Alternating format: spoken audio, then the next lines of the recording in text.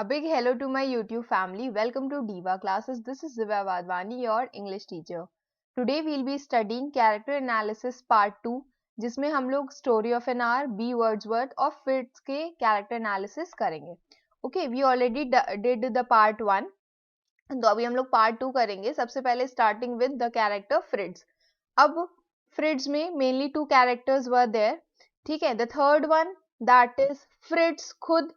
तो इसका what you need to do is कि आप पूरी टेक्स्ट पढ़ोगे, क्योंकि इसको हम कहीं से भी लेते या any of the summaries won't work. तो जो exactly जो डॉल है, ठीक है, उसका तो characterisation you will take from the text book itself, क्योंकि वो पूछा जा सकता है in case. और इसका जयंतो एंड शंकर का we will study here. तो शंकर यहाँ पर कौन थे? He was a teacher and Jayanto's childhood friend is a narrator of the story. ठीक है, तो he was the narrator of the story. इनके बारे में इनका थोड़ा सा प्रोफेशन, ये बहुत ही अच्छे फ्रेंड थे. He was a good friend. Why? Because क्योंकि पूरी स्टोरी में उसने हमेशा से ही जयंतो को सपोर्ट ही किया है. जयंतो के इंसिस्टेंस पे they visited Bundi. Then he willingly agreed. Bundi में ही फाउंड कि जयंतो जो है वो बहुत लो स्पिरिट्स में. Still he inquired about his well being and he has always been concerned. तो वहां पर उसको कैसे दिखाया गया? He has been shown as a very good friend.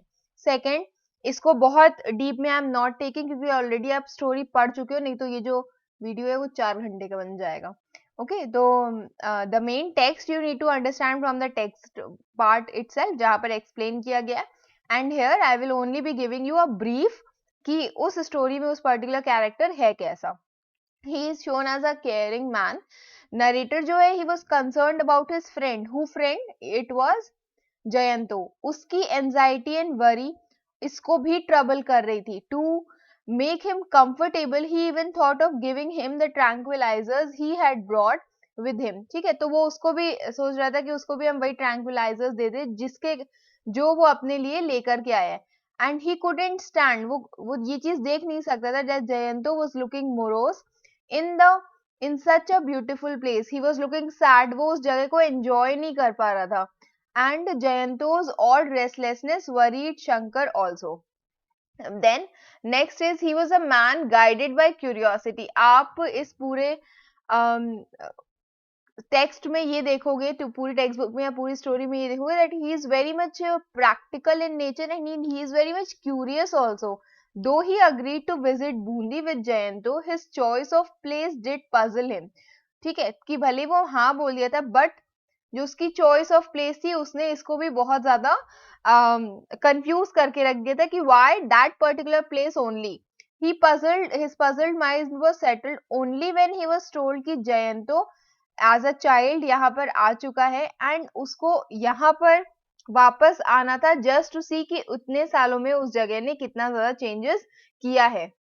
फिर more over the narrator was intrigued to hear the rest of the story. The Jayanto told about mysterious frights and how a couple of stray dogs destroyed. तो ये सारी चीजें ने भी उसको बहुत ज्यादा क्यूरियस कर दिया था. He was very smart and confident man, क्योंकि जब एक आइडिया उसको आया कि जयंतो को नॉर्मलसी में लेकर के आते हैं, तो कहते हैं ना कि अरे like two friends are there, तो एक पर्सन उसमें से बहुत ज्यादा ही प्रैक्टिकल नेचर का होता है कि अरे यार क्या ही मन में सोचने से अच्छा है कि जाकर के पूछ लो, जाओ देख लो जाकर के व्हाट इज हैपनिंग.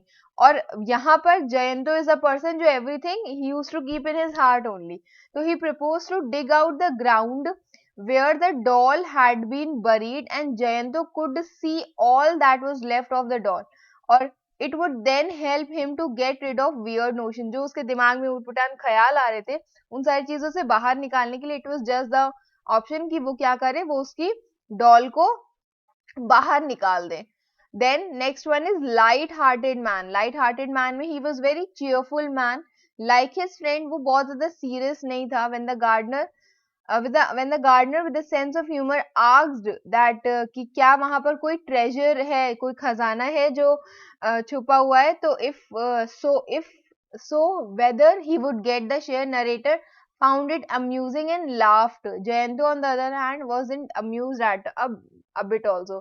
तो शंकर मतलब उस चीज से बहुत ही नाइसली रिएक्ट कर रहा था, बट जयंतो उस पर अच्छे से रिएक्ट नहीं कर रहा था. अब ये उदास प्राणी, अब हम लोग इसके बारे में पढ़ते हैं ना. जयंतो, अब इसमें जो यूजुअली क्वेश्चंस आते हैं, आपसे पूछा कोई एक इंसिडेंट आपको दे दिया जाएगा स्टोरी का, and you will be asked कि इसको हमें उस पर्टिकुलर इंसिडेंट से आपको क्या लगता है उस पर्टिकुलर कैरेक्टर के बारे में. ठीक है, तो स्पेसिफिक क्वेश्चन आंसर्स पे जाओगे ना तो आपकी जो स्टडी है बहुत ज्यादा लिमिटेड हो जाएगी. इट्स रादर बेटर कि आप बड़े कॉन्सेप्ट्स पढ़ो. And I am telling you, if you have watched all the videos related to your subject of English literature, you will be easily able to deal with any answer and any question that comes in your exam. ठीक है, तो आपके पास वो सारी चीजें mind में होनी चाहिए. आपको वहां पर वर्ड्स बनाने नहीं पड़ेंगे क्योंकि आप ऑलरेडी इतना ज्यादा पढ़ के जा चुके होगे.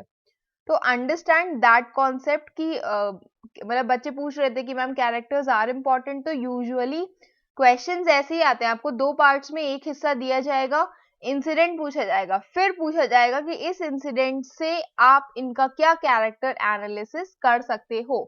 ठीक है, तो you need to understand this also. Themes also we will do. Jayanto ये स्टोरी का प्रोटैगनिस्ट है क्योंकि स्टोरी इसी के ही इर्द गिर्द घूमती है. Who worked in the editorial division of a newspaper. He was a man who was influenced by memories. बार बार उसको दिमाग में वही सारी बूंदी की जो मेमोरीज थी वो आती थी. Rather than visiting the famous place Jaipur, Udaipur और चित्तौड़, वो कहाँ जाना चाहता, वो बूंदी जाना चाहता था. Why? Because वो बचपन में वहां गया था, तो और उसको वहीं उसी चीज को दोबारा से चेरिश करना था. He is a man who is influenced by memories, जो अपने पास्ट में बहुत ज्यादा रहता था.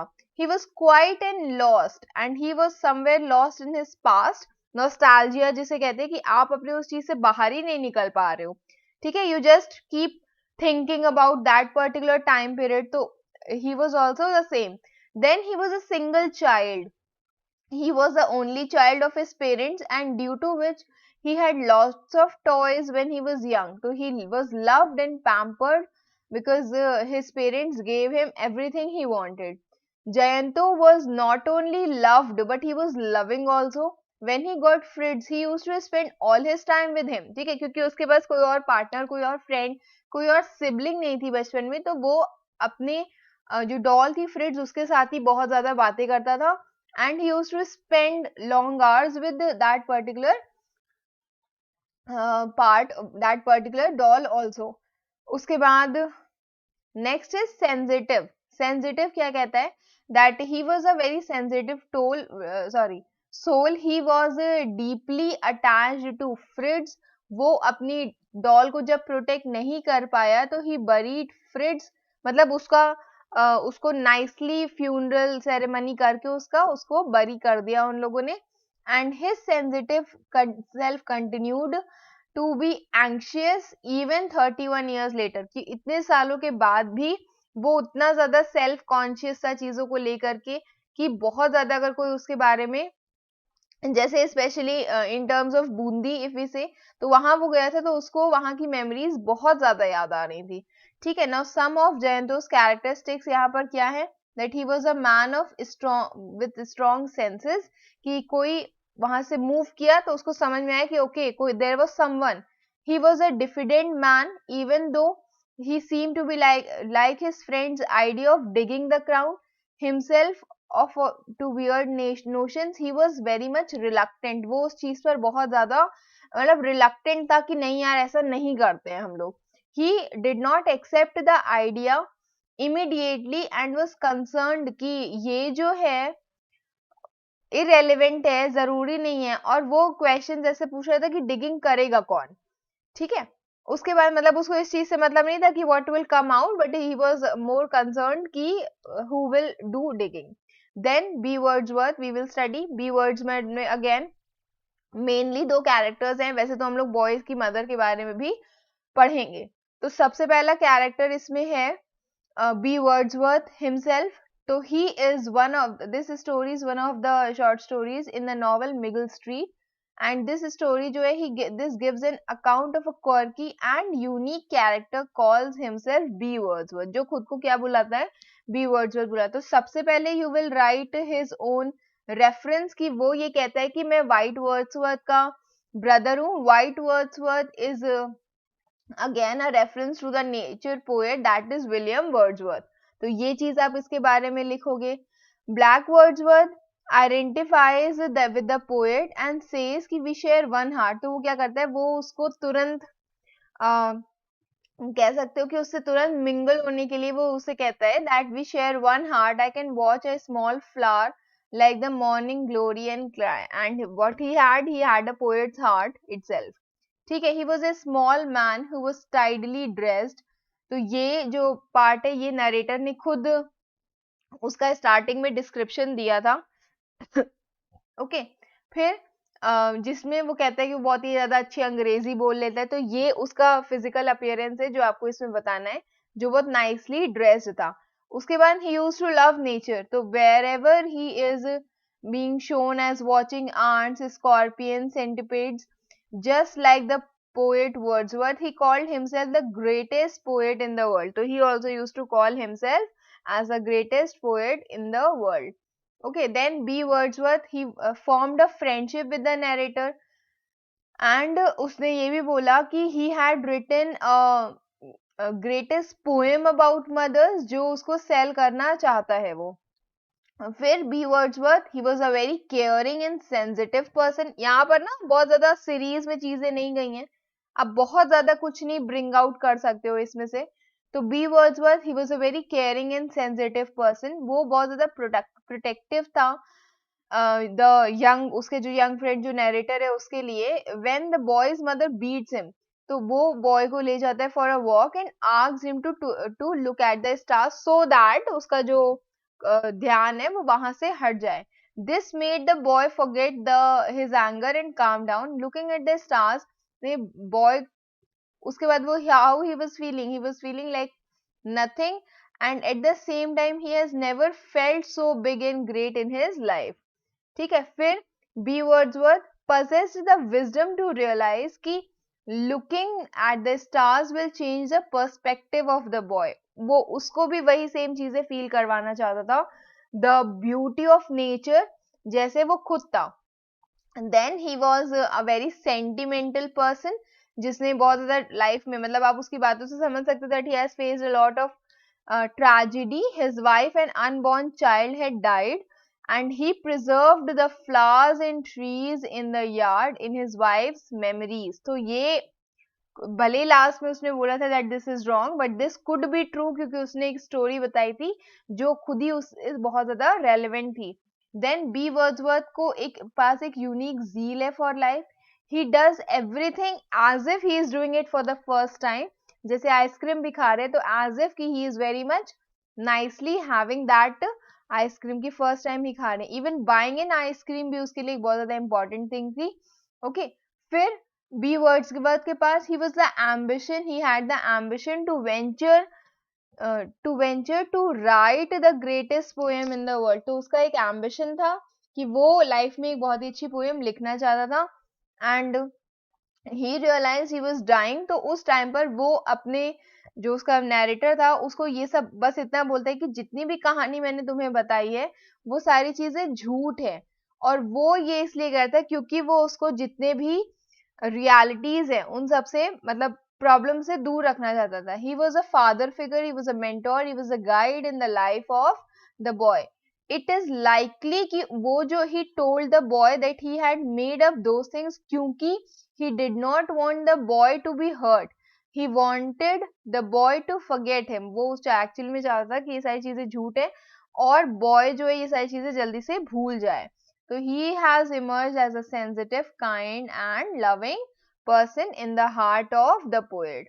okay, फिर next one is narrator। अब narrator is a boy, that unnamed boy in the is the narrator and he is the protagonist of B Wordsworth also, क्योंकि वही सारी चीजें बता रहा होता है।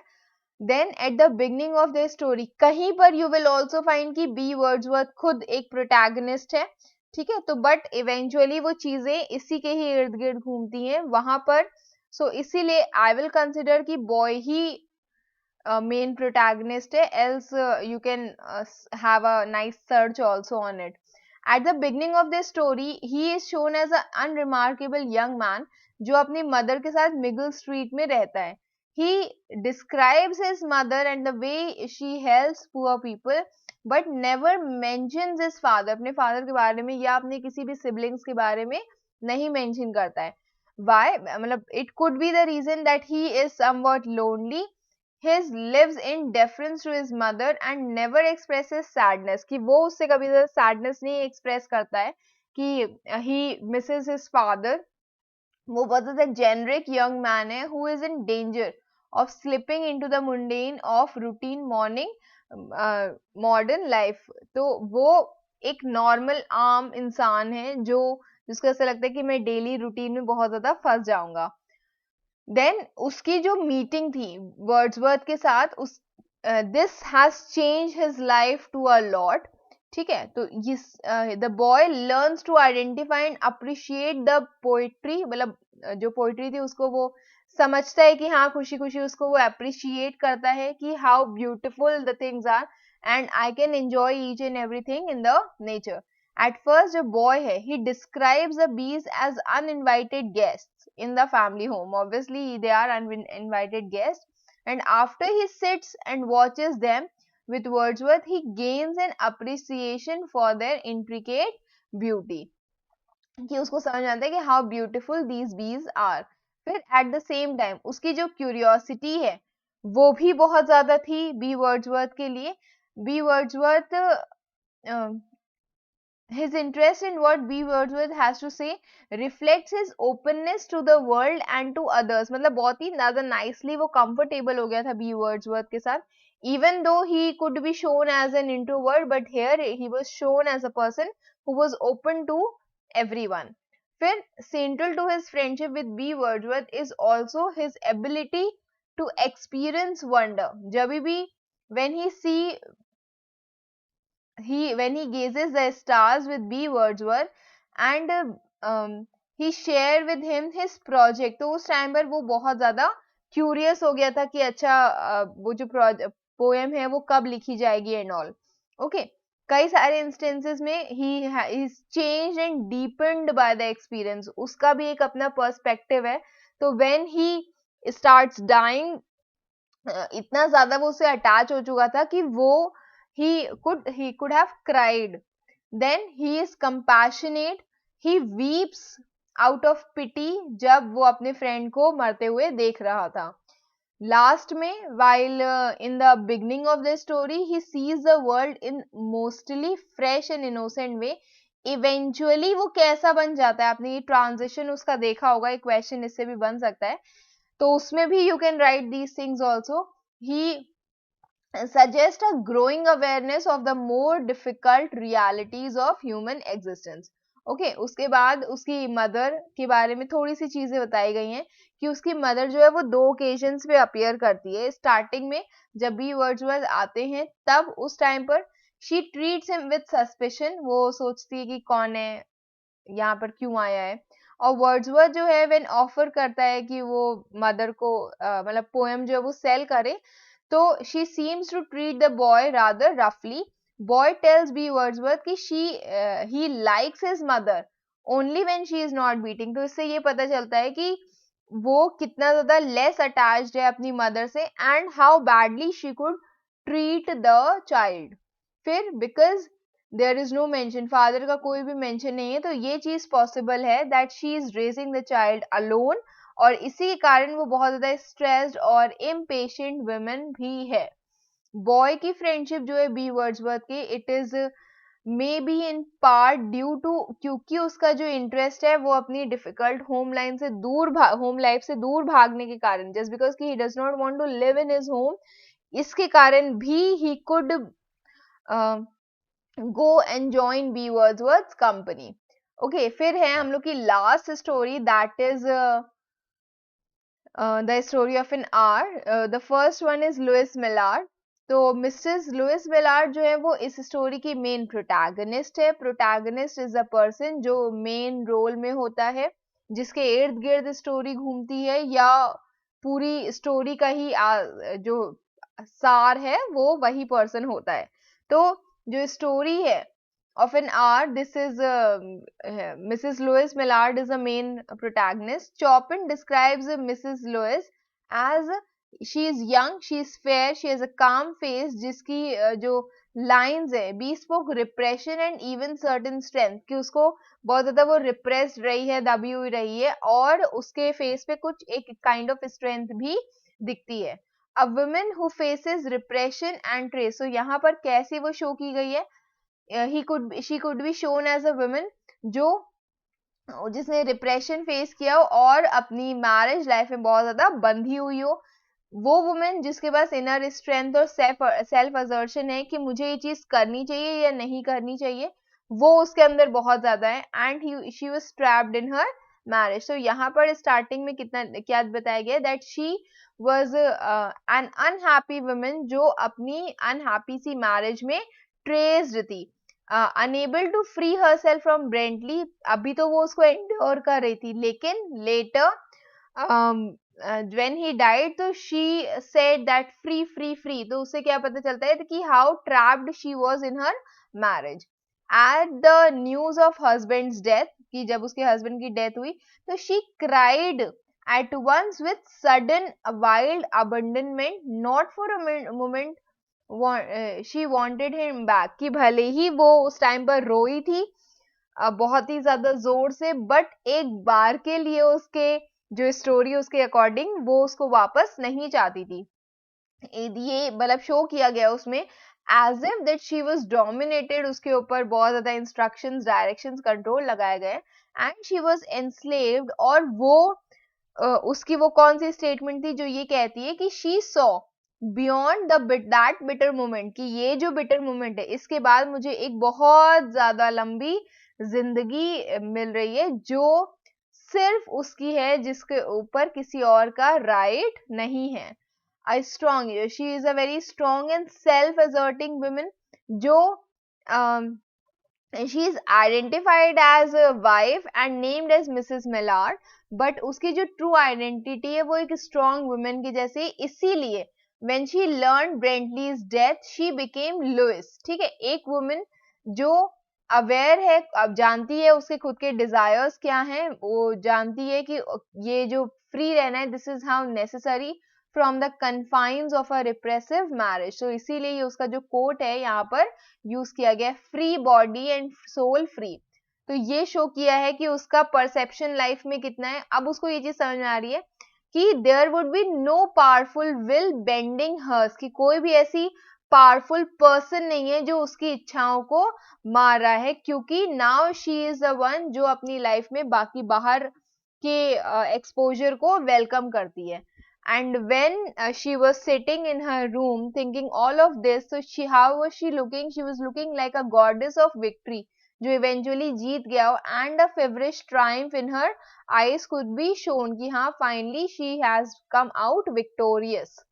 फिर she suffered from a heart disease, obviously इसका बहुत बार जिक्र किया गया है कि उसको she was afflicted with a heart trouble, इसीलिए उसको ये सारी चीजें नहीं बताई जा रही थी। हार्ट ट्रबल, अब ये this could be physical, emotional, एक प्रॉब्लम जो उसकी बॉडी पर है, ठीक है, that could be also because की she has married to a person. When Lewis learned Bentley's death, उसका जो हार्ट बीट है वो बहुत ज्यादा फास्ट हो जाता है, coursing blood warmed and relaxed every inch of her body, और वो जो ये उसी के ही जो हार्ट का है उसी के ही स्टेटमेंट यहाँ पर दिया हुआ है। फिर बट एज सुन एज, जैसे ही ब्रेंटली वापस आता है, हर हार्ट ट्रबल वापस आ जाती है एंड वो अपनी न्यू फाउंड फ्रीडम को खो देने के कारण, के शौक से, के गम से वो क्या हो जाती है, she just simply dies and she is shown as a very emotional and demonstrative women. उसको पता है कि हाँ जब भी ऐसा लाइक फ्यूनरल वाला होगा तो मतलब उसको she has a dramatic expression, वो नम नहीं होती है, उसको हैरानी, उसको शौक नहीं लगता है, वो सडनली रोने लगती है क्योंकि वो डिमॉन्स्ट्रेट करना चाहती है कि भाई okay I am the wife and I am suppose to cry. Okay, फिर उसके बाद ऑल्दो she felt confined. वो लिखती है that she loved husband, sometimes she was unsure whether or not they had been happily married. ये चीज बहुत ज्यादा nicely नहीं दिखाई गई है.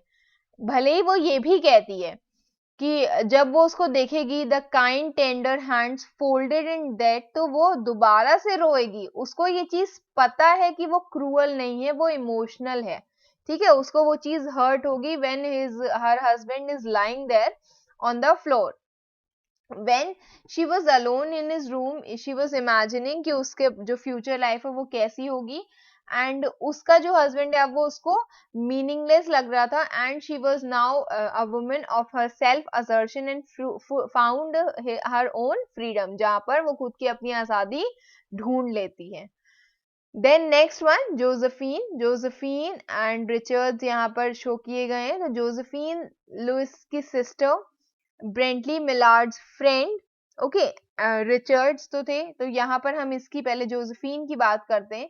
She was Louise sister and she takes the responsibility, और वो बोलती है कि मैं बताऊंगी लुइस को इन सब चीजों के बारे में जो भी था about ब्रेंटली.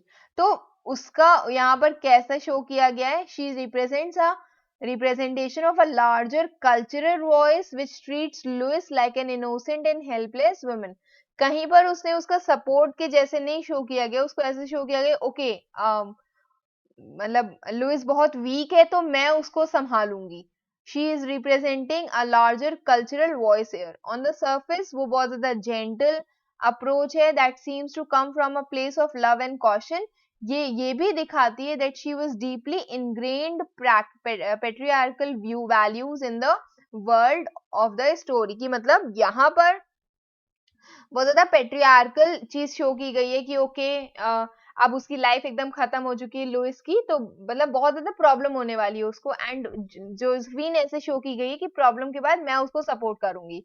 Right from the beginning Josephine approaches her sister with an assumption कि वो बहुत ज्यादा वीक है to know the truth of her husband's death. ठीक है, यहाँ पर उसको ऐसे शो किया गया है. तो वो कहती है कि मैं कैसे बताऊंगी उसको, ब्रोकन सेंटेंसेस में बताऊंगी, वील्ड हिंट्स दूंगी, छुपी हुई हिंट्स दूंगी, और उसको हाफ कंसीलिंग वे में सजेस्ट करूंगी कि जो चीजें वो क्या है. एंड ये शो करता है that she is deceptive rather than purely gentle, की कहीं ना कहीं उस चीजों का छलावा है, ना कि वो बहुत ज्यादा जेंटल है अपने काम में. Okay, regardless of the helpful intentions behind this approach, ये सारे जो वर्ड्स हैं ब्रोकन, व्हील्ड, कंसीलिंग, ये शो करता है कि जोसेफीन अपनी सिस्टर को कैसे ट्रीट करती थी. हो सकता है वो पॉजिटिव वे में हो, बट यहाँ पर उसको बहुत ज्यादा सपोर्ट जैसा नहीं लगता था. जोसेफीन का जो अपीयरेंस है at the end of the story also shows the patriarchy's infantilising view of women. When as she sits outside her sister's bedroom door, she insists कि वो कहीं उसको बीमार ना कर दे. This response, not only does this response reflect the stereotypical image of the women being hysterical, it also implies कि women should not be alone. और यहाँ पर ऐसे शो किया गया है कि women को कभी भी अकेले नहीं रहना चाहिए जोसेफीन की नजरों के अकॉर्डिंग. ओके, फिर उसके बाद इस ब्रेंटली मिलार्ड को हम लोग ज्यादा तो नहीं जानते हैं क्योंकि उसका कोई ऐसा डायलॉग तो उसमें है नहीं, but he only appears physically in the last moments of the narrative. उसकी जो सपोज डेथ है वो ये दिखाती है that he could be a person जो पेट्रियार्कल वैल्यूज और पावर डायनामिक्स में है, इन द सेंस कि वो बहुत ज्यादा अपनी मैरिज को डोमिनेट करने वाला पर्सन है. द फैक्ट कि उसकी जो मिनिमल प्रेजेंस है उसके बावजूद जो स्टोरी है वो इतनी ज्यादा ड्रामेटिकल हो जाती है कि उसका इन्फ्लुएंस जो है वो मेलिशियस या इंटेंशनली डिग्रेडिंग नहीं है. मतलब बुरा नहीं है उसका इन्फ्लुएंस, लेकिन अच्छा भी नहीं कंसिडर किया जाएगा लुइस की लाइफ में.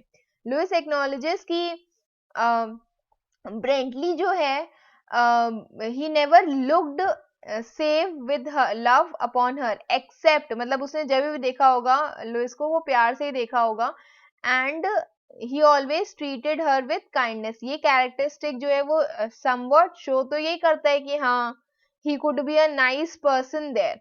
उसके बाद he serves as a symbol of operation and institution of marriage, कि मतलब उसको शो किया गया है ऐसे क्योंकि obviously if a person, if a lady is happy कि उसका हस्बैंड की डेथ हो गई है, फ्री है वो उस मैरिज से, तो ऑब्वियसली कहीं ना कहीं चीजें नेगेटिव ही होंगी. He is shown as a calm and oblivious attitude with which he returns home. तो उसको बहुत ज्यादा शांत शो किया गया था, पर उसकी जो लैक ऑफ नॉलेज थी रिगार्डिंग कि उसकी डेथ हो चुकी है घर के according, but the way in which his behaviour contrasts with Louise shocking death represents कि how much higher the stakes are for women when an individual agency is concerned. तो इससे ये दिखाया गया है कि एक पर्सन जब इंडिविजुअली सोचने लगता है तो उस टाइम पर किसी और पर्सन का आ जाना, लाइक ब्रेंटली का कम बैक उसके लिए बहुत ज्यादा ही इनटॉलरेबल था. Chopin's decision to focus on Louise reaction to Brantley instead of also highlighting his response to her death implies कि उनका जो reunion है वो far more does affect her than him. कि चॉपिन जो केट चॉपिन इनकी जो ऑथर है वो ये दिखाती है कि लुइस का रिएक्शन कितना ज्यादा था, भले ब्रेंटली को देख करके लुइस डाइड. ओके, तो ब्रेंटली का रिएक्शन नहीं दिखाया गया वहां, लेकिन लुइस का रिएक्शन दिखाया गया था. तो इससे ये पता चलता है कि कितना ज्यादा हम फोकस लुइस पर और उसकी मेंटल स्टेट पर कर रहे हैं. Next is Richards. ये एक सपोर्टिंग कैरेक्टर के जैसे हैं जो ब्रेंटली के फ्रेंड हैं, लुइस के फ्रेंड नहीं है. ये रिचर्ड्स ही थे जिन्होंने ब्रेंटली मिलार्ड की सपोज डेथ के बारे में पहले पढ़ा था. तो leading the list of the killed, तो उनका मेन रोल ये है कि स्टोरी की जो पूरी कहानी है उसको आगे बढ़ाना. एडिशनली रिचर्ड्स की जो प्रेजेंस है न्यूज़पेपर ऑफिस में वो ये भी शो करती है कि हो सकता है कि वो राइटर, एडिटर या अदरवाइज हो, लेकिन एग्जैक्टली नहीं बताए कि ये क्या था. फिर रिचर्ड्स टेक इनफ केयर, वो दोबारा से न्यूज को चेक करता है और उसके बाद ही इज श्योर कि हाँ Brently has died. He tries to get to Louise before, और वो लुइस के पास जाता है इससे पहले कि कोई और less careful, less nice person उसको ये न्यूज बताए. तो इससे ये पता चलता है कि वो बहुत ज्यादा थॉटफुल है अपने खुद के रिलेशंस को लेकर के. Lewis is aware of Richards is aware of Lewis's heart condition, और इससे ये पता चलता है that when he knows कि Lewis Millard well enough to know her health and how she is likely to bear the grief, कि वो Lewis को बहुत अच्छे से जानता है और उसे पता है कि कितना दुख होगा उसको, how she is supposed to handle this grief. He appears in the story at the very end when he tries and fails to shield Brantley from his wife, लेकिन वो उसको उस चीज से बचा नहीं पाता है उसको. Richard is a background character. He demonstrates high level of friendship, consideration and care for Lois. ठीक है, तो ये सारे कैरेक्टर्स थे जिनके बारे में आज हमने पढ़ा है. तो this session of characterization is over. आपको एक एटलीस्ट एक नाइस आइडिया मिल गया होगा कि okay what is the story these two part all about. Okay, we will be doing more on literature as well as language. Keep preparing for your exams. Best wishes. Thank you.